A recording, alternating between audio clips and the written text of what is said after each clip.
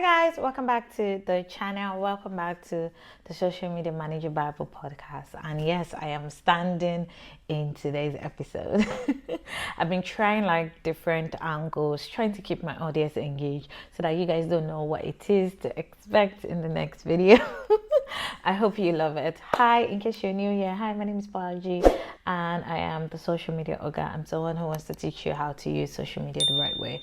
In this episode, in this podcast episode, in this video, I'm going to be answering frequently asked questions that a lot of people have asked me on Instagram and on Twitter and in my community. A lot of people had a lot of questions around social media management. Some of them were actually quite specific. I don't know how long this video is going to take or how long this episode is going to be, but I'm going to try my possible best to answer those questions. The first question is it best to start with one niche or multiple niches as a social media manager? For whoever that asked this question, I recently just recorded a video or podcast episode about niches and what you should think of doing when you want to pick a niche as a social media manager. But from this particular question, I'm going to say starting with one niche as a new social media manager is best and is what I would generally recommend, because when you focus on one niche, it allows you to become an expert in that particular niche and establishes you as someone who is credible in that niche before you actually go into another niche. It's not like you are everywhere. Everybody knows you for one thing. And like the famous quote goes, if you don't stand for something, you fall for anything. If you don't stand for one niche, we won't even know what you're best at doing. So you want to like start with one particular niche before actually going for another niche, basically. Another person says this one is a very, very personal question to the social media manager and is very niched. It says, where can I get ideas for a life insurance brand as a social media manager? And I'm going to answer this question directly to a life insurance brand. So I'm going to give you 4 different content ideas that you can use for a life insurance brand. Number 1, you want to first start with doing a competitor analysis for this brand. You want to check what other life insurance brands are doing and think to yourself, how can I incorporate these content ideas into the brand I am managing as the social media manager? Number 2, you want to figure out what the customer pain points are. What are the customer pain points for somebody who wants to buy life insurance? People don't know what life insurance is. I don't know what life insurance is. So you have to educate me exactly why I need to buy life insurance. And that's my customer pain point. A lot of people like, oh, if I buy life insurance, that means you want me to die. You want to debunk the myths around life insurance and create posts around that. The next thing you want to also do is create educational content. You want to share tips, you want to share articles that talk about the benefits of life insurance, how it works, and who can buy life insurance. A lot of people don't know as youth we can actually buy life insurance for ourselves, not just when we are older and we have children or grandchildren or something like that. Another thing you want to do is you want to share user testimonials and reviews, because once you say share testimonials, people know that, okay, a lot of people have bought life insurance and it's working for them. Now, the next question is, what's an advice for someone who is feeling inadequate to put themselves out there as a social media manager? I would tell you I can relate to feeling inadequate, and most times I try to get rid of that feeling and not dwell on it. Every single day I put out a YouTube video, I feel inadequate when my videos don't get as many views as I thought it would. So I would say your confidence has to build gradually. Don't think that you're going to wake up and be very confident. Anytime I post my videos, I learn, okay, how can I make this video better? How can I make my thumbnail better? How can I do things better to make sure that my next video is better than my last video? That's what I always do. Your confidence will build gradually. I would say start with small projects as a social media manager before you start taking on very big projects. Another thing I would say is you want to continuously upskill and continuously learn. The more you learn, the more knowledge you have around a particular topic or subject, the more confidence you have and the more adequate you feel about yourself, the more confident you are in what it is that you bring to the table, because you become the table. Another thing is you want to network with people, network with like-minded, join communities, find groups that actually do or talk about things that you would learn from. Because once you continue to network, you start being confident when you hear people's story, and sometimes you be like, okay, I feel like, I know it's not good to say, oh, I'm better than this person, but you be like, I think I know more than this person. You say it within yourself, you don't have to like say it out loud, but you just feel more confident to actually talk about social media management, talk about what it is you do, talk about the niches and the brands that you manage for. Another thing I would say is you want to seek feedback from mentors, seek feedback from your peers, seek feedback from your friends, seek feedback from everybody that you look up to. You can seek feedback from me. Maybe you work on your portfolio. A lot of people do that. They send me their portfolio, be like, Bolaji, can you give me corrections? Let me know what it is I need to work on. So you can seek feedback from people that you look up to. And another thing that will make you feel less inadequate, or that will make you feel more confident in yourself, is showcasing your work. When you showcase your work and people give you feedback and you work on it again and you put out your work and people talk about it and they give you glowing reviews, it makes you feel very good about yourself. I understand the feeling about feeling inadequate. Trust me, I've been there, I've done that, but you don't want to dwell on that feeling, because you're going to think that you are going to like remain small, and you don't want to remain small as a social media manager. The next question says, how can I start being a social media manager? I'm going to answer this question, but I want to tell you, I'm going to link a video in the description below, or a series of videos that will actually help you start out on this journey as a social media manager. Number one will be to educate yourself, like a lot of you are doing by watching this YouTube video. You want to learn the basics of social media management, including the algorithms, the platform, analytics, and so on and so forth. You want to also build your social media presence. I talked about in my previous video of the 6 things you need to do when you're starting out as a social media manager. You want to create your portfolio. I also made a video on how to create your portfolio. You can check that out. I'm also going to link that in the description below. You want to start freelancing or volunteering. I started out as a volunteer. I volunteered for 2 years before I actually even made money as a social media manager. You want to freelance or you want to volunteer as a social media manager. You also want to network. One of the goals of succeeding as a social media manager, network with people, network with people that you don't even have any business with networking with. Because see, these are the people that will, when you tell them that, oh, I'm a social media, you tell a musician today that you're a social media manager, and people are talking about social media, they'll just be like, I remember I met somebody, she's a social media manager, I can give you a number, something like that, or this is what her name is and everything. A lot of people that recommend me, to be honest, I've never had a full-blown conversation with them. I just like said hi or something like that, and I told them, oh, I'm a social media manager, and they were the ones that actually referred me for jobs. Another thing, you want to apply for jobs as a social media manager. That's how you can start. You can apply for jobs, create dummy accounts if you don't have any jobs for now, or you've not gotten any jobs. Then you can apply for jobs on Indeed, Upwork. There are different websites that you can apply for jobs on. So just make sure that you check them out. Make sure that you verify these accounts. I'll say apply to jobs on Glassdoor, because a lot of these Indeed jobs though. Next question says, what should I do when most of the clients are not willing to pay what I charge as a social media manager? Trust me, I can relate, but these are some things I need you to do. Number one, I need you to reevaluate your pricing. You need to ensure that your pricing aligns with where you're staying, because pricing matters. A lot of social media managers, for example, in Nigeria, they charge in dollars. I'm in the United Kingdom, I can charge in pounds because I'm the United Kingdom. But you're in Nigeria, you're charging in dollars. Where do you expect your client to get dollars from? You tell your client, that's my price, that's my price. Your price is not your price. You're supposed to be charging in Naira, and you should not be charging in the equivalent of what your counterparts in the US are charging. Because see, the social media managers in the US are the ones that the highest paid. Yes, they're the ones, but you cannot compare the clients that they have compared to you that is in Nigeria. You want to make sure that your price or your pricing, it aligns with the industry standard and reflects the value that you provide. A lot of you, most of social media managers asking for big amounts does not reflect with the value that they provide and with their experience. That's the honest truth. Yes, I said it. Another thing you want to do is, for your clients not to be taking or agreeing with your price, you want to offer tiered packages. If you have packages, they'll actually go for one.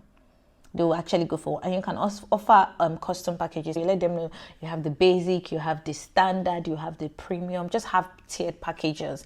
Another thing is you want to showcase your return on investments. That's your ROI. Show them what it is that they will get from actually investing in you as a social media manager. And that's why you want to showcase your work on your social media pages or your professional pages or your website or the link in your bio or your landing page. You want to showcase the return on investment that these clients are going to get from working with you. Also, you want to negotiate. Be open to negotiate. So don't be rigid and say my price is my price. Be open to negotiations. It just helps you find a basic common ground with your clients. And last but not the least, target different clients. Target high paying clients, target low paying clients, target middle paying clients. Don't just stick to one client. Oh, I'm looking for just premium clients. Everybody started from somewhere. Next question says, I just started out as a social media manager. Do I apply to work with someone or start my page? It's a bit confusing. Make sure to watch the video. I'm going to link in the description below, or listen to the podcast episode. I'm going to link in on the 6 things you need to do when you're starting to work. But I would say you should apply to work with somebody and also start your own page together. When you apply to work with somebody, it provides you with mentorship, provides you with structured teaching, and also steady income. So you're working for somebody, you already have like a source of income. You have a salary coming in at the end of the day. That's what your benefits of working for somebody. Then when you start your own page, you are actually applying the things that you are learning, and it allows you it allows you the freedom, the freedom to actually build your own brand, showcase your expertise, and also attract clients directly without even any linking or any connection with that person that you're working with. Number 7 says, how is it possible to land a social media manager job in these times? Trust me, it's hard. I know, but it is possible because I get a lot of DMs for people wanting me to manage their page. You can start doing things like I'm doing, like how I will manage your page as a social media manager for so and so brand, and just design a feed, or how I will create your strategy, or how I will revamp your page, or something like that. You want to build a strong online presence. For me, that's one of the things that has helped me succeed or helped me carve a niche for myself as the social media ogre, because I was able to build a strong online presence for myself. Another thing I would say is create your portfolio. Go and watch that portfolio video. It is very, very important. If you don't want to create the template from scratch, just click the link in the description of that portfolio, or check the link in the description of this video or the podcast episode, and it will take you straight to where you can purchase the portfolio. And I've already discounted the price for every single person. You want to network. If you want to learn social media management, network with everybody. Everybody is important in your social media management journey. I promise you, you want to network. Another thing is you want to start applying strategically. Don't just apply to any job and just submit the same CV. You want to tailor your resume and cover letter to highlight the relevant experience that you have and the skills for each job application that you're applying for. So you want to check freelancing platforms like Upwork. You want to check Fiverr to find freelance opportunities as a new social media manager. A lot of people are making £20,000, $20,000, their first 20,000, their first millions, their first billions on Upwork or all these freelancing platforms. So you can check that out. I've never used any of them. I just recently signed up to Upwork, but I've not really had the time because I'm actually quite a very busy person. You want to make sure that you check some of these freelance platforms, and who knows, it might actually work for you. Next question says, how can I build my personal brand as a social media manager? So I'm going to give you very quick, easy steps. Number 1, you want to define your niche. You need to have a niche. Stick to one thing. Let us know you for one thing. You don't need to be everywhere. My personal brand, everybody knows I serve social media managers, and I also serve some business owners. You want to stick to a niche. Number 2, you want to create consistent content. Don't just post and ghost. Create consistent content. Don't just post and ghost. You need to show up for your audience and let people know that you're actually serious about being a social media manager. Number 3, you want to engage with your audience. Social media is all about being social. Don't just be leaving comments. I'm guilty of it, but my comments are a lot sometimes, and it can be overwhelming when it comes to replying comments. But this is another opportunity for you guys to actually be a community manager and start replying comments for people. If that's all you have to do, you need to learn how to reply comments for people. You will make so much money because people like me need those services. Number 3, you need to showcase your expertise. Share case studies, share tips, share insights to actually demonstrate that you know what it is you are doing. It helps you build your personal brand, and it helps you establish yourself as a credible person in that niche. Number 3, you want to network. I'm saying it, you need to network. Networking is the bane of your existence in social media management. And number 4, you want to leverage multiple platforms. Yes, you're on Instagram. How can you leverage another platform like Twitter? How can you leverage another platform like Threads? I posted a video about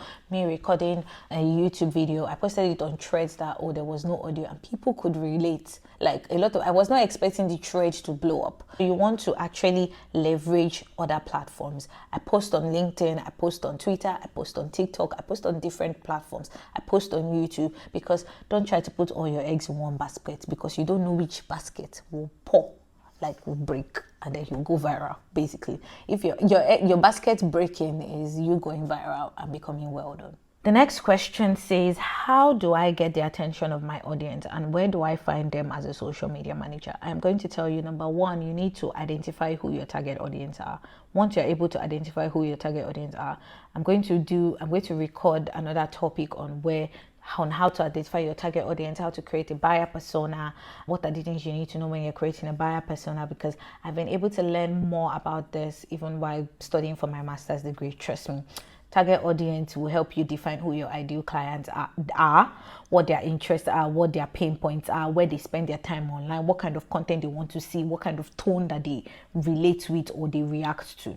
Also, you want to create engaging content. If your content is not engaging enough, people are not going to engage with it and be like, the algorithm hates me. The algorithm doesn't hate you. Your content is not engaging enough. Also, you want to use hashtags and keywords. Now, hashtags can make you go viral, but hashtags also help you group content. A lot of people find their clients, or a lot of clients find their social media managers from hashtags. So hashtag social media manager in the fashion niche, hashtag social media manager or fashion social media manager or real estate social media manager or fitness social media manager. Don't just put hashtag social media manager, because that hashtag social media manager is quite broad. Another thing you want to do is you want to engage actively. Engage. Trust me, you want to be engaging on social media. You also want to promote your content. Use paid advertising to reach a larger audience. See, it gets to that point when you know that organic is not going to do it for you anymore. Yes, you need to have an ads budget. I have an ads budget right now. For my next course, I am going to run ads. I am going to be in everybody's face because I need to make money. Next question somebody says is, how can you fully optimize Twitter as a social media manager? So right now, if you want to learn how to optimize Twitter as a social media manager, go and check what I'm doing on Twitter. I've been able to grow like 300 followers in the space of like 2 weeks, because I've been talking about social media management a lot. I am not using my Twitter to engage in gossip. I'm not using my Twitter to engage in bants or fights or anything. I'd like my peace on social media. You need to use it strategically. I am the best example for how to optimize your Twitter. Maybe I'm going to talk about it more, but right now that's the answer I can give you. For an entry-level social media manager, do you think it's necessary that they master all social media apps, or they should find one and get good with it? For a new social media manager, find one, get good with it. Once you get good with that app, go to another app, get good with that one. Once you've mastered that one, go to another one, master it. Once you've mastered that one, go to the next one, master it, and then you become a master of all. What are the free tools aside Canva and video editing apps you recommend for a social media manager? Aside Canva, there's Adobe. I know they have like a free one. There's Crello. There is PictoChat, so you can check that one. For editing, apart from CapCut, CapCut has free and it's really good. There is InShot, there is PicMonkey, there is VN. I feel like those ones are good for you. Somebody said, where is the easiest platform to get clients? I feel Instagram. Instagram is actually the easiest platform to get clients, but all platforms are actually the easiest platform to get clients. A lot of people are looking for clients on Instagram, on TikTok, on LinkedIn. You just need to place yourself as a credible source. What actually drives engagement in terms of followers and comments on Instagram? You creating engaging content. If you create engaging content and you are staying true to yourself, you're staying true to your content, a lot of people will find you. And trust me, a lot of people read captions. People read my long captions, like my entries. They've been reading it for the past 40 weeks. My long entries, and my captions are very long, to the point where Instagram tells me that your caption is too long. People read captions. Find what it is that you are good at and stick to it, and the engagement is going to soar. I posted about my dad for Father's Day. I had like 6,000 likes. 6,000 likes on my picture of me and my daddy. It's just finding what works for you and sticking to it. I'm sure my daddy does not even know that the picture has 6,000 likes. But that said, I've been able to answer some of the questions. It's been a while. I did a Q&A, and you guys are wondering, what am I using this laptop for? Anyways, I am screen mirroring myself to my laptop. I'll show you guys in another video, maybe when I talk about what tools I use as a social media manager, and showing you like how to use some of these tools, because trust me, some of these tools are actually the best. I use pro features for most of these tools, by the way. We're going to talk about that, but make sure to watch the videos I have mentioned. And if you have like any other additional question, you can ask in the comment section and I will answer in the next Q&A. Maybe I'll be doing Q&A every single month. I hope you found this video and this podcast episode helpful. If you did, don't forget to like, don't forget to subscribe, don't forget to rate the podcast, don't forget to follow, and I see you guys in the next one.